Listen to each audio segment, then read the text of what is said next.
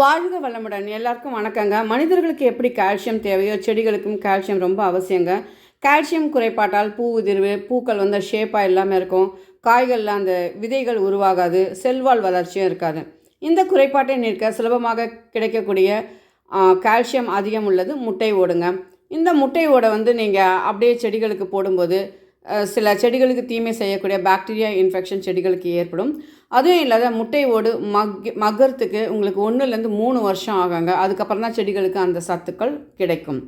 அதனால் இந்த முட்டை ஓட்டில் இருக்கிற அந்த கால்சியம் உடனடியாக செடிகளுக்கு கிடைக்கிறதுக்கு நான் 3 விதமான மெத்தடை ஃபாலோ பண்ணியிருக்கேங்க. அது என்னென்ன மெத்தடுன்றதை விரிவாக ஒரு வீடியோ ஒன்று போட்டிருக்காங்க. அந்த வீடியோவோட லிங்க்கை இந்த வீடியோவோட கடைசியில் நான் தரேங்க. அதை போய் பார்த்து உங்கள் செடிகளுக்கும் முட்டையோட முறையாக பயன்படுத்துங்க. இந்த பதிவு உங்களுக்கு உபயோகமாக இருக்கும் நம்புகிறேங்க. பிடிச்சிருந்தால் லைக் பண்ணுங்கள், ஷேர் பண்ணுங்கள், சப்ஸ்கிரைப் பண்ணுங்கள். தேங்க்ஸ் ஃபார் வாட்சிங். வாழ்க வளமுடன்.